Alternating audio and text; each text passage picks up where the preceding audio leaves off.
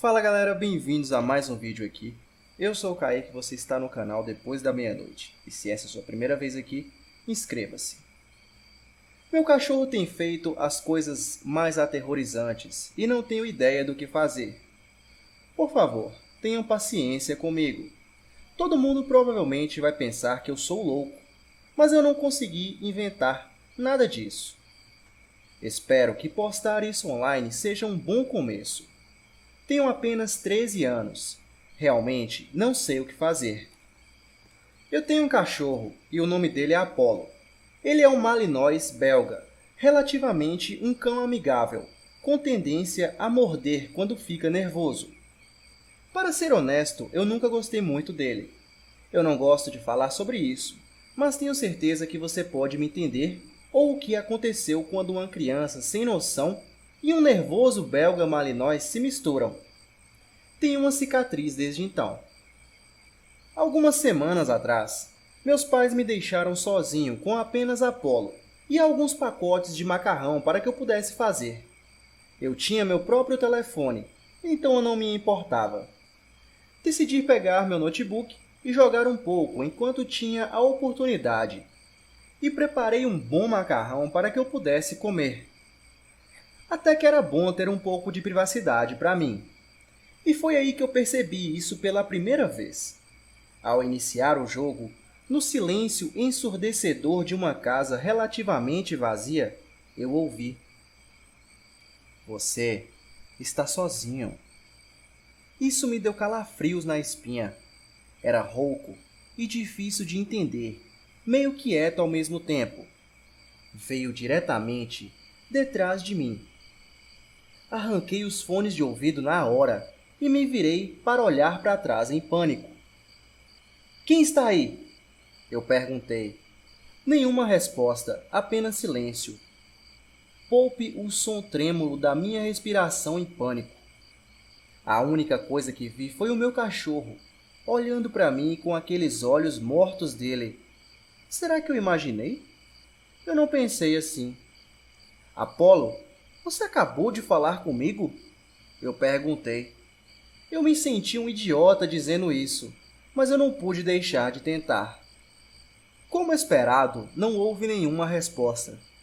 Meu dia foi arruinado. Peguei meu telefone para mandar uma mensagem para minha mãe sobre isso, antes de ouvi-lo novamente. "Olá!" Desta vez foi mais calmo, mas um pouco mais claro. Olhei de volta para Apollo para ver que ele estava em pé, sobre as patas traseiras com o peito estufado. Aquilo foi definitivamente aterrorizante. Seus olhos estavam fixos nos meus, e ele caminhou lentamente para frente com grande dificuldade. "Que diabos, Apollo?" eu gritei, me arrastando para trás do sofá, e ele caiu da sua caminhada de duas patas e desceu as escadas com uma velocidade incrível. Nesse momento, eu estava atordoado de medo. Eu sabia que não havia ninguém para quem eu pudesse contar. Eu também não tinha provas nem nenhuma filmagem. Eles pensariam que eu era louco. Eu também faria isso se alguém viesse até mim e me dissesse que o seu cachorro falou com eles enquanto estava de pé sob as patas traseiras. Demorei um pouco para ir ver onde Apollo estava. Eu fiquei com medo. Sentei-me na sala, incapaz de fazer qualquer coisa além de olhar em volta e verificar se havia sinais de vida. Eu decidi que mandaria uma mensagem de texto para minha mãe pedindo ajuda, apenas dizendo que ela precisava voltar para casa e que eu explicaria mais tarde. Eu sabia que ela não acreditaria se eu dissesse que Apollo estava conversando comigo e andando como um ser humano. Então tudo o que me restou foi esperar. Porém, toda aquela espera estava me deixando angustiado. Eu acabei criando coragem para descer as escadas e verificar onde estava Apollo. Eu lentamente desci os degraus que rangiam bastante naquela velha madeira, deixando o ambiente um pouco mais amedrontador. E o que eu vi foi a coisa mais angustiante de toda a minha vida. Ao chegar na sala de estar agora, me deparei com Apolo se alimentando de algo que parecia ser um animal de pequeno porte. Sua boca, assim como a sala, estavam cobertas de sangue. Pelo que pude perceber, Apolo agora usava as suas patas da frente para manusear a comida. Suas garras ajudavam a rasgar a carne daquele pobre animal de pequeno porte. Ao perceber minha chegada, Apolo levantou sua cabeça e apenas ficou lá, olhando para mim. Eu não gritei. Eu não conseguia. Eu apenas olhei de volta, incapaz de me mover, incapaz de pensar em qualquer coisa. O que diabos aconteceu com meu cachorro? Naquele momento, enquanto eu me perdia em meus pensamentos, Apolo olhou para mim e disse uma coisa que eu nunca vou esquecer, até o dia em que eu morrer. Ninguém vai acreditar em você. Dessa vez, eu vi Apolo falar. E foi então que eu corri de volta para o meu quarto. Eu subi aquelas escadas o mais rápido que pude. Fechei a porta e não saí de lá até que a minha mãe voltasse. Depois que minha mãe retornou, tentei explicar a ela sobre o acontecido. Levei ela até a sala onde Apolo estava. E foi aí que algo mais surpreendente ainda aconteceu. Não havia nenhum vestígio de sangue. Não havia nada. Eu não faço ideia onde estava o corpo daquele pequeno animal. E Apolo agora voltou a ser aquele inocente cão doméstico, apenas balançando o rabo e procurando carinho. Porém, seus olhos para mim continuavam os mesmos. Ele me encarava como se dissesse: agora você sabe toda a verdade. Estou escrevendo isso porque minha mãe está me deixando muitas noites sozinho em casa. E sinceramente, não sei onde essa história vai parar. Tudo o que sei é que meu cachorro não é o mesmo. Eu nem sei se ele é mesmo um cachorro. O que eu sei é que eu vou deixar tudo o que aconteceu escrito, caso alguma coisa venha a acontecer comigo. Já que a minha mãe e nenhum dos meus amigos acreditou em mim, talvez algum de vocês que esteja lendo isso agora possa acreditar.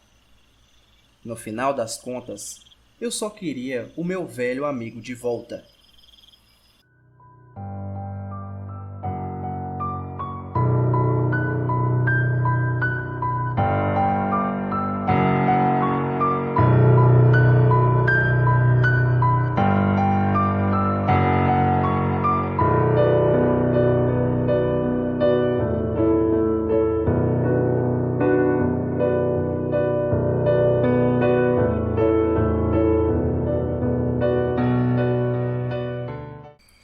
Fala galera, bem-vindos a mais um vídeo aqui.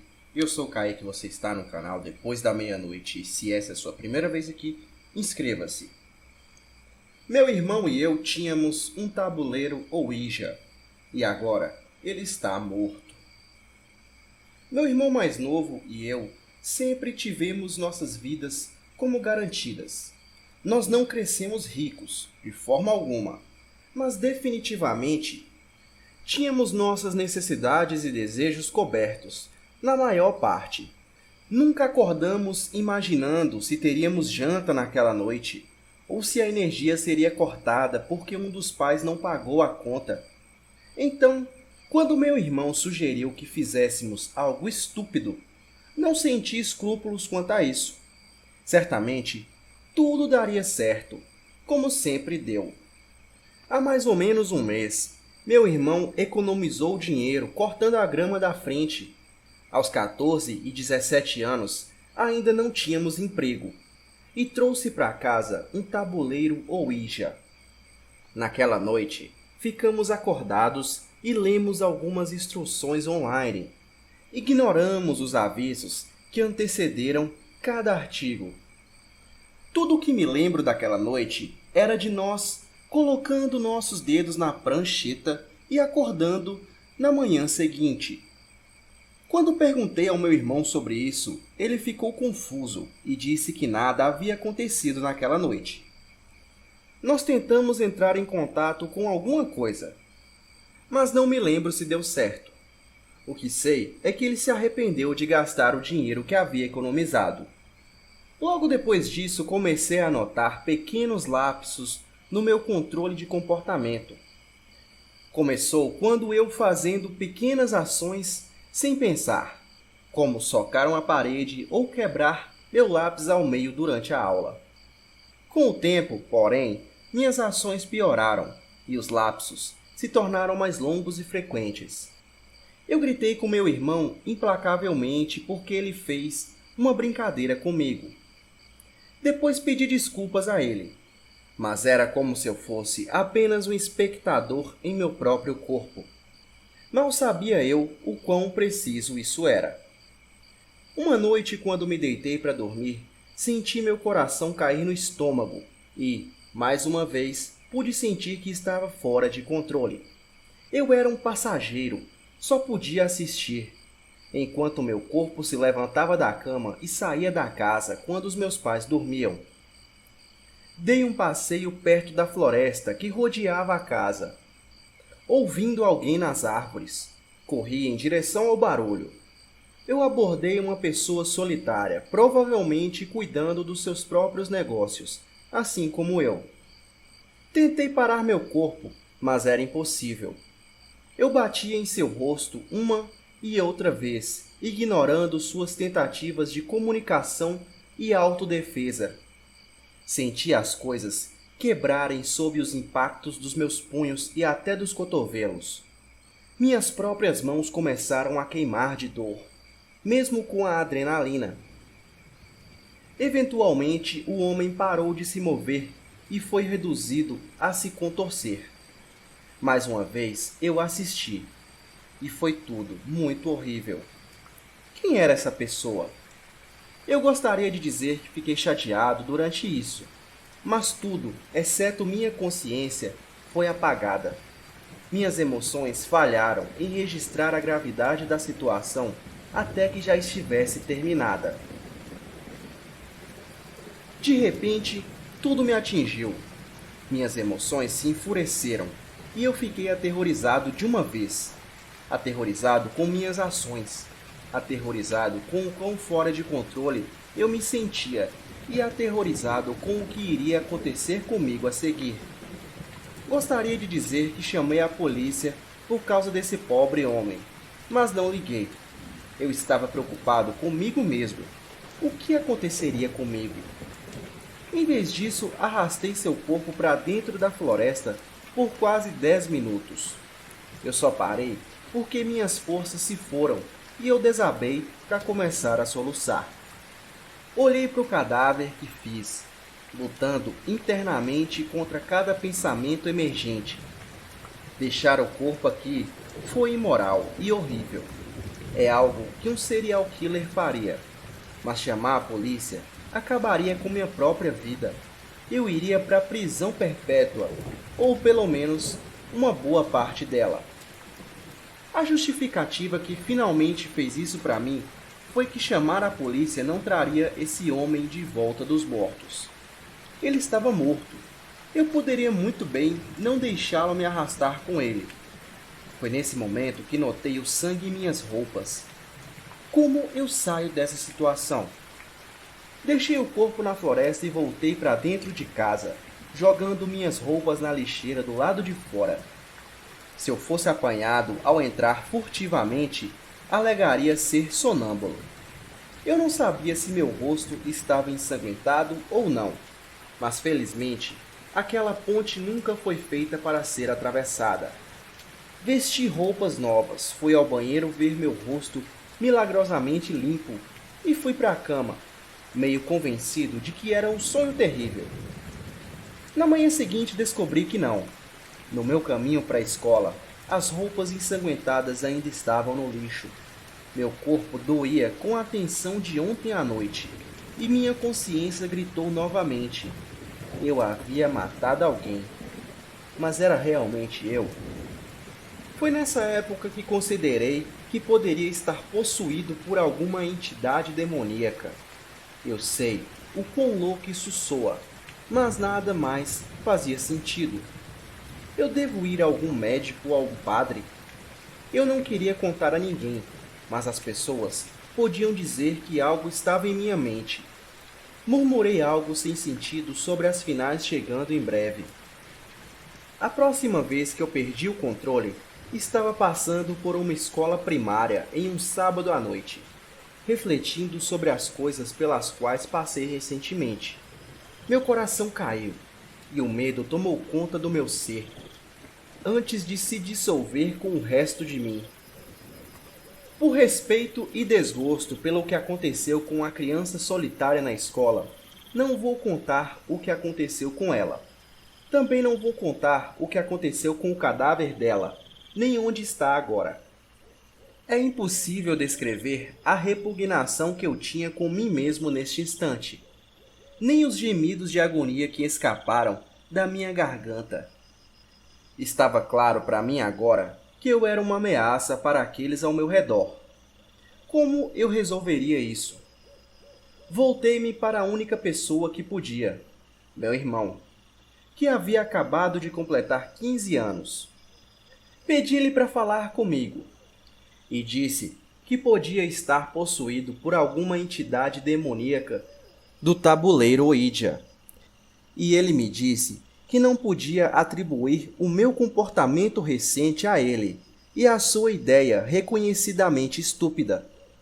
Não consegui convencê-lo da minha seriedade e ele se afastou daquela conversa, mais distante do que quando começamos, o que diz muito. Levando meu irmão para a escola no dia seguinte, senti meu estômago cair mais uma vez. Eu dirigi de um jeito diferente do normal, e meu irmão notou isso. Devido à nossa diferença de tamanho, consegui intimidá-lo a ficar no carro e calar a boca. Dirigi até a mata local, e naquele momento comecei a estrangulá-lo. É incrível o quão forte um aperto humano pode ser, e a surra que pode levar no momento de adrenalina. Quando recuperei o controle do meu próprio corpo, aprendi novamente a definição de agonia. Não liguei o carro novamente. Na verdade, é aqui que estou sentado agora, escrevendo isso antes de neutralizar a ameaça contra todos os meus entes queridos. Eu mesmo. Meu irmão não terá morrido em um homicídio aos olhos dos meus pais. Em vez disso, seu irmão iria mostrar-lhe alguma manobra estúpida em seu carro e estragar tudo, matando nós dois. Eu só gostaria de poder dar o mesmo falso fechamento para as famílias das outras 2 pessoas que eu brutalmente assassinei. A única razão pela qual eu tomo tempo para escrever isso é para lembrar as pessoas que avisos e histórias de fantasmas existem por um motivo. Por favor, preste atenção neles. Não importa o quão tolos eles pareçam. Peça ajuda antes que as coisas saiam do controle, especialmente se ninguém acreditar em você. Pode salvar sua vida e a vida de outras pessoas. E agora irei me juntar ao meu irmão do outro lado desta vida, seja onde for. Com toda a probabilidade, vou acabar em um lugar diferente dele, se o castigo divino for legítimo.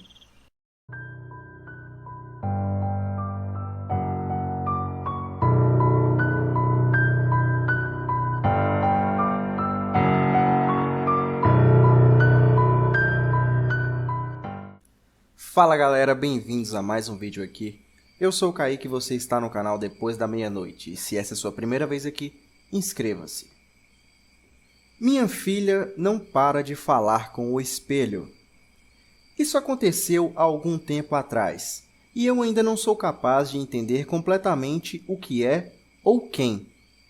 Bom, deixe-me te colocar em dia. Para você saber, eu tenho uma filha de 8 anos, chamada Bridget. Ela é uma garota tímida e não tem amigos. Sua professora diz que ela não fala com ninguém na escola. e que às vezes até sofre bastante bullying por isso. Eu decidi que deveríamos educá-la em casa, mas minha esposa disse que ela sairia da sua concha em breve e se abriria. Eu tentei levá-la para parques com outras crianças e para festas de aniversário de amigos, mas nunca daria certo, e depois de um tempo decidi viver apenas com uma criança introvertida. E foi assim, até que um dia eu estava andando pelo quarto dela e a ouvi conversando com alguém.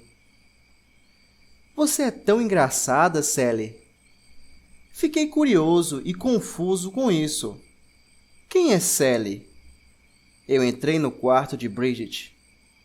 Com quem você está falando? Eu não vi mais ninguém no quarto. Ela estava lá, apenas sentada e sozinha. Ela estava na frente do seu espelho, mas ninguém estava por perto. Estou falando com Sally.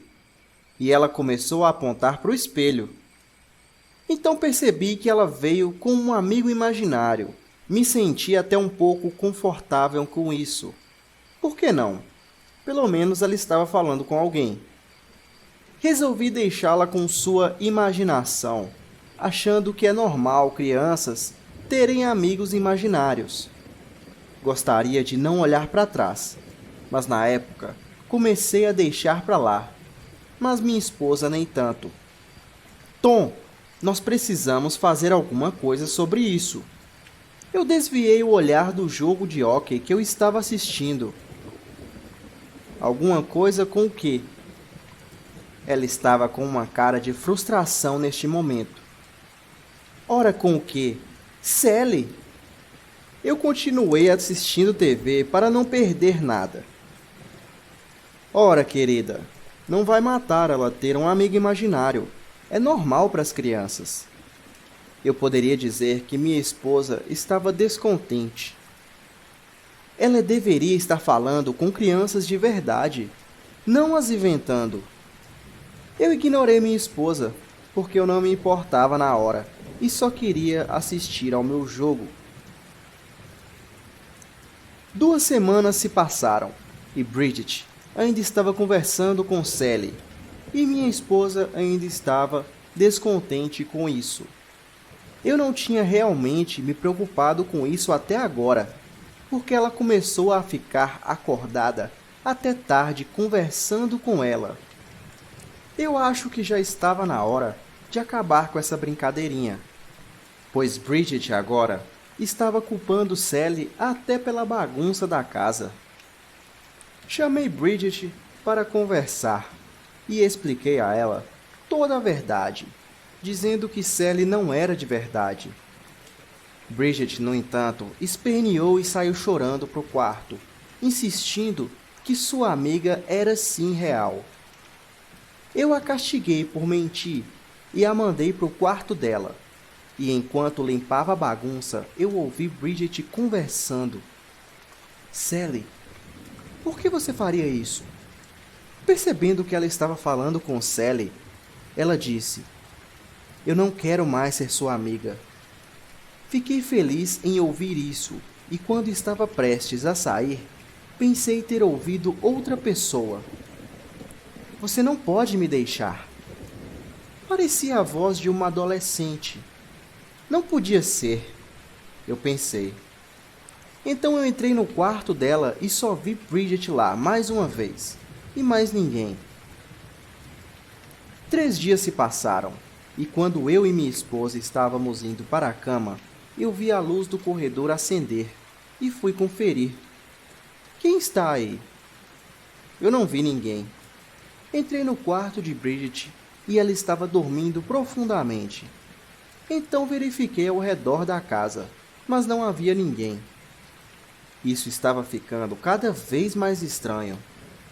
Decidi configurar câmeras de segurança, pensando que finalmente pegaria Bridget em flagrante com alguma brincadeirinha.